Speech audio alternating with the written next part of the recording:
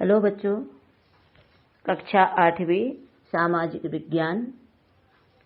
बच्चों, अभी 28/10/2021 को जो आपका नेक्स्ट प्री टेस्ट पेपर हुआ है, परीक्षा हुई है, हम उस प्रश्न पत्र नेक्स्ट 2017 प्रश्न पत्र पर चर्चा करेंगे। बच्चों, इस प्रश्न पत्र में कुछ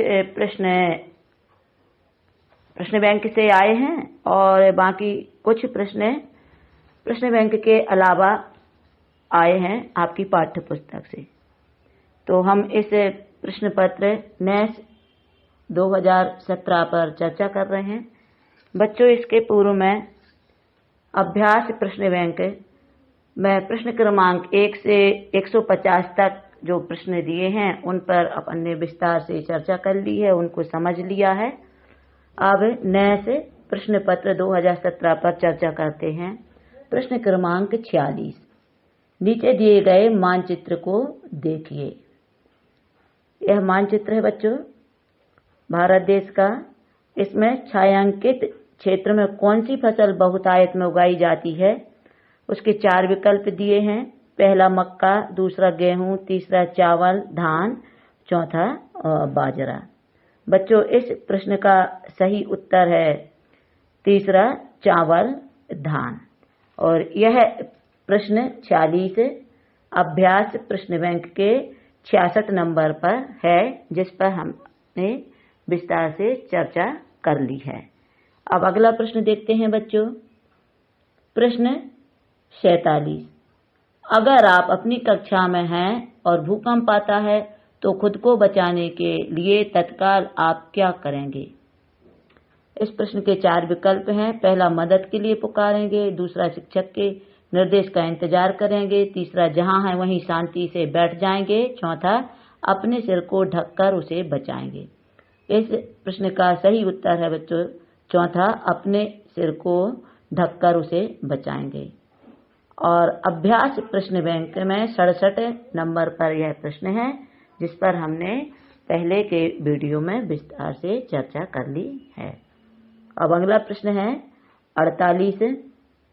निम्नलिखित में से उपनिवेशीय शासन के दौरान भारतीय हाथकरघा उद्योग के निम्नीकरण के क्या कारण थे? इसके 4 विकल्प हैं। पहला, मशीनों द्वारा निर्मित सस्ती वस्तुओं का ब्रिटेन से आयात, दूसरा भारत के द्वारा ब्रिटेन को निर्यातित वस्तुओं पर भारी करों का आरोपण, तीसरा भारत से ब्रिटेन को निर्यात किए जाने वाले कच्चे माल की नीतियां, चौथा भारतीय उच्च वर्ग द्वारा पश्चिमी जीवन शैली को अपनाना। बच्चों, इस प्रश्न का सही उत्तर है दूसरा, भारत के द्वारा ब्रिटेन को निर्यातित वस्तुओं पर भारी करों का आरोपण। और यह अभ्यास प्रश्न बैंक के 68 क्रमांक पर है, जिसमें हमने पहले के वीडियो में विस्तार से चर्चा कर ली है, समझ लिया है। अब अगला प्रश्न है बच्चों 49। नीचे दिए गए रेखा चित्र में कौन सा जलवायु प्रदेश 10 अंश N अक्षांश से 10 अंश S अक्षांश के बीच दर्शाया गया है? 10 अंश N अक्षांश मतलब नॉर्थ उत्तरी अक्षांश, और 10 अंश S अक्षांश का मतलब है बच्चों दक्षिणी अक्षांश के बीच दर्शाया गया है। इसके 4 विकल्प हैं। पहला ध्रुवीय जलवायु प्रदेश, दूसरा भूमध्य रेखीय जलवायु प्रदेश, तीसरा शीतोष्ण जलवायु प्रदेश, चौथा मानसूनी जलवायु प्रदेश। इस प्रश्न का सही उत्तर है भूमध्य रेखीय जलवायु प्रदेश। और यह अभ्यास प्रश्न बैंक के 69 नंबर पर है। इसमें इस प्रश्न पर हमने पहले पूर्व में चर्चा कर ली है। अब अगला प्रश्न है बच्चों 50। निम्नलिखित विकल्पों में से भारत में उपनिवेशिक शासन के दौरान कौन सा एक सामाजिक सुधार हुआ? पहला, मतदान के अधिकार को 21 से 18 वर्ष करना, दूसरा डाक व्यवस्था की शुरुआत, तीसरा रेलवे की स्थापना, चौथा सती प्रथा का अंत। बच्चों, इस प्रश्न का सही उत्तर है चौथा, सती प्रथा का अंत। और यह प्रश्न अभ्यास प्रश्न बैंक के 70 नंबर पर है और इस प्रश्न पर हमने पहले विस्तार से चर्चा कर ली है। अब अगला प्रश्न है बच्चों 51 चित्र में दिए गए मृदा विन्यास का अवलोकन कीजिए। यह मृदा विन्यास का चित्र है बच्चों, इस अवलोकन कीजिए मतलब चित्र को अच्छे से देखिए, समझिए। बच्चों यह प्रश्न आपकी अभ्यास प्रश्न बैंक में नहीं है, यह आपकी पाठ्य पुस्तक से आया है, इसीलिए हम इस प्रश्न पर विस्तार से चर्चा कर रहे हैं, इसको समझा रहे हैं, ध्यान से समझिएगा। इस प्रश्न के 4 विकल्प हैं। कृषि के लिए सबसे उपयुक्त परत है। पहला बी, दूसरा सी, तीसरा ए, चौथा डी। बच्चों चित्र को ध्यान से समझिए। इस चित्र में जो मृदा विन्यास का चित्र है इसके 4 भाग बताए गए हैं, 4 परतें बताई गई हैं। और मृदा यानी होती है बच्चों मिट्टी, मृदा यानी मिट्टी। तो मृदा की जो 4 परतें हैं, तो इन परतों में गठन एवं रंग परतें एक के ऊपर एक बिछी होती हैं। मृदा की जो मिट्टी की परत होती हैं बच्चों, यह एक के ऊपर एक बिछी होती हैं। फिर मृदा की जो परतें होती हैं, मृदा की परतों को मृदा परिच्छेदिका भी कहते हैं। क्या कहते हैं? मृदा परिच्छेदिका भी कहते हैं। इसमें जो ऊपरी परत को ऊपरी मृदा तथा दूसरी जो परत है उसको उपमृदा और तीसरी परत को अपक्षयित मृदा और फिर लास्ट में है मूल चट्टानी मृदा। तो बच्चों जो डी वाला भाग है, सबसे नीचे वाला भाग है, यह है मूल चट्टान है। कौन सा भाग है? मूल चट्टान है। और फिर इसके बाद में जो बच्चों सी वाला भाग है, यह है तीसरी परत है, मृदा की तीसरी परत है, इसको अपक्षयित मृदा कहते हैं।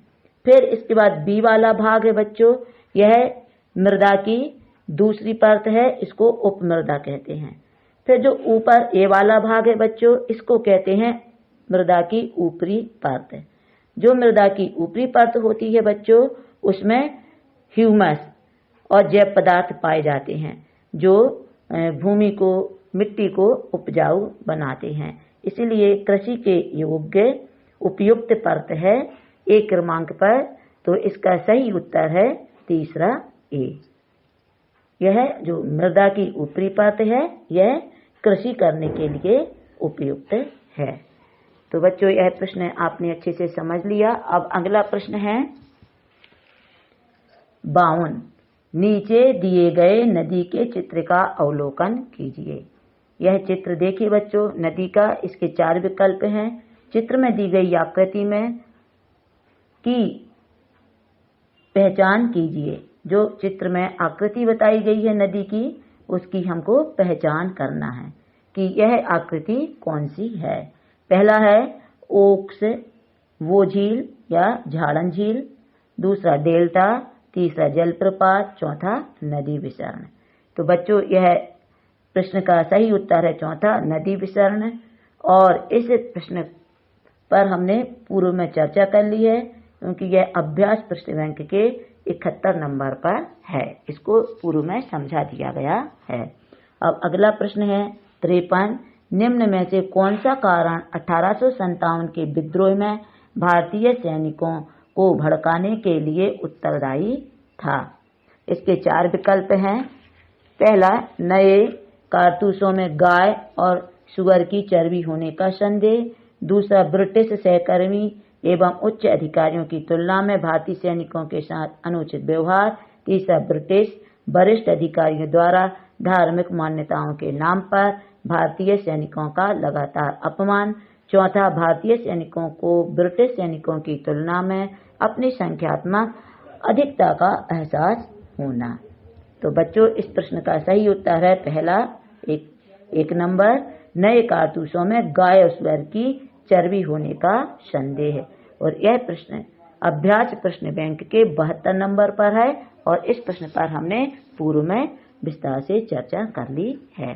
अगला प्रश्न है 54, लगभग 10 वर्ष का एक बच्चा सड़क के किनारे चाय की दुकान पर काम कर रहा है।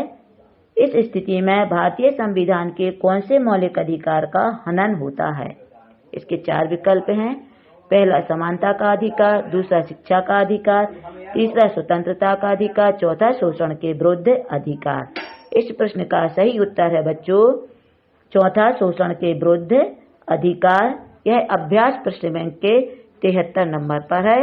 इस प्रश्न पर भी हमने पूर्व में विस्तार से चर्चा कर ली है। फिर प्रश्न है अगला 55, निम्न में से कौन सी संस्था कानून बनाती है? इस प्रश्न के 4 विकल्प हैं। पहला केवल लोकसभा, दूसरा केवल राज्यसभा, तीसरा संसद, चौथा सर्वोच्च न्यायालय। बच्चों इस प्रश्न के 4 उत्तर में से तीसरे नंबर पर जो संसद है यह सही उत्तर है इसका। बच्चों यह आपके प्रश्न बैंक से बाहर का प्रश्न है, तो इसको अच्छे से समझ लीजिए कि संसद क्या है। बच्चों हमारा जो भारत देश है यह राज्यों का संघ है। क्या है बच्चों? राज्यों का संघ है।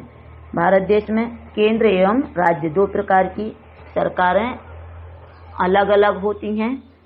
केंद्र सरकार के 3 अंग हैं बच्चों। पहला होती है व्यवस्थापिका, व्यवस्थापिका को संसद कहते हैं। दूसरा अंग है कार्यपालिका जिसे संघीय मंत्रिपरिषद, एवं तीसरा है न्यायपालिका जिसे सर्वोच्च न्यायालय कहते हैं। तो भारत में संसदीय लोकतंत्र है बच्चों, और जो संसद है वह केंद्रीय व्यवस्थापिका को ही संसद कहते हैं, और संसद ही सारे देश के लिए कानून बनाती है। इसलिए इस प्रश्न का सही उत्तर है तीसरा संसद। अब अगले प्रश्न पर चर्चा करते हैं। प्रश्न 56, भारत में स्थानीय सरकारों द्वारा स्वच्छता अभियान क्यों चलाए जाते हैं? इस प्रश्न के 4 उत्तर हैं। पहला, यह भारतीय संविधान के जीने का अधिकार का हिस्सा है। दूसरा, स्थानीय सरकारों के पास कोई अन्य काम नहीं है। तीसरा, भारतीय कानून निजी क्षेत्र को यह काम करने की अनुमति नहीं देता है। चौथा, लोग यह कार्य गतिविधि स्वयं नहीं कर सकते। बच्चों इस प्रश्न का सही उत्तर है पहला, यह भारतीय संविधान के जीने के अधिकार का हिस्सा है। यह अभ्यास प्रश्न बैंक के 75 नंबर पर है बच्चों, और इस प्रश्न पर हम पूर्व में विस्तार से चर्चा कर चुके हैं। अब अगला प्रश्न है बच्चों 57, निम्न में से कौन सी सार्वजनिक सुविधा केवल सरकार द्वारा दी जाती है? इस प्रश्न के 4 विकल्प हैं। पहला रेलवे, दूसरा शिक्षा, तीसरा बस सेवा, चौथा अनाज आपूर्ति। इस प्रश्न के बच्चों 4 उत्तर में से पहला उत्तर रेलवे सही है, और यह अभ्यास प्रश्न बैंक के 76 क्रमांक पर है। इस पर भी हम पूर्व में चर्चा कर चुके हैं।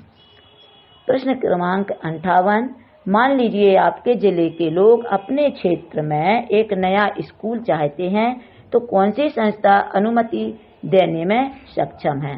इस प्रश्न के 4 उत्तर हैं। पहला उच्च न्यायालय, दूसरा केंद्र सरकार, तीसरा राज्य सरकार, चौथा राज्य एवं केंद्र सरकार दोनों। बच्चों इस प्रश्न का सही उत्तर है चौथा, राज्य एवं केंद्र सरकार दोनों, और यह अभ्यास प्रश्न बैंक के 77 नंबर पर है। इस पर भी हम पूर्व में विस्तार से चर्चा कर चुके हैं। अगला प्रश्न है बच्चों प्रश्न 59, यह मानचित्र उन जगहों की झलक दिखाता है जो अकबर और औरंगजेब के शासनकाल के दौरान मुगल साम्राज्य का हिस्सा थे। तो बच्चों इस प्रश्न के इस मानचित्र को ध्यान से देखिए और प्रश्न को समझिए। नीचे दिए गए वर्तमान भारतीय राज्यों में से चित्तौड़ और आमेर कहाँ स्थित हैं? तो बच्चों मानचित्र में चित्तौड़ और आमेर को ध्यान से देखिए, और फिर इसके 4 विकल्प हैं। पहला है गुजरात, दूसरा मध्य प्रदेश, तीसरा उत्तर प्रदेश, चौथा राजस्थान। तो बच्चों इस प्रश्न का सही उत्तर है वर्तमान में राजस्थान। तो चौथा इसका सही उत्तर है, और इस प्रश्न पर भी हम पूर्व में विस्तार से चर्चा कर चुके हैं, और यह अभ्यास प्रश्न बैंक के 78 नंबर पर है। अब अगला प्रश्न है बच्चों प्रश्न क्रमांक 60। मान लीजिए आपको अपनी कक्षा के लिए 2000 पेन खरीदने हैं। इनमें से आप कौन सी दुकान पर जाना पसंद करेंगे? तो बच्चों इस प्रश्न के 4 विकल्प हैं। पहला थोक स्टेशनरी की दुकान, दूसरा साप्ताहिक बाजार की दुकान, तीसरा फुटकर स्टेशनरी की दुकान, चौथा गली की दुकान। तो बच्चों यह प्रश्न जो है 60 है। प्रश्न 60 आपकी अभ्यास प्रश्न बैंक में नहीं है, यह अभ्यास प्रश्न बैंक से बाहर से आया है। तो बच्चों इस प्रश्न का सही उत्तर है पहला थोक स्टेशनरी की दुकान। बच्चों इस प्रश्न को समझिए कि जब हम कोई भी वस्तु या कोई भी सामान अधिक मात्रा में खरीदते हैं तो हम उस सामान को थोक दुकान पर जाते हैं, और थोक दुकान से खरीदने से हमको यह लाभ होता है कि जो सामान है या वस्तु है यह हमको थोक रेट में लगती है और यह हमको किफ़ायती पड़ती है। इसलिए इस प्रश्न का सही उत्तर है थोक स्टेशनरी की दुकान। तो बच्चों यह था नेस 2017 का प्रश्न पत्र जिस पर हमने चर्चा की। इसको समझ लिया बच्चों। जो प्रश्न अभ्यास प्रश्न बैंक से बाहर से आए थे उन प्रश्नों को हमने इसमें अच्छे से समझा दिया है, और बाकी जो प्रश्न अभ्यास प्रश्न बैंक से आए थे उन प्रश्नों पर हम पूर्व में जो वीडियो डले हैं उन पर हम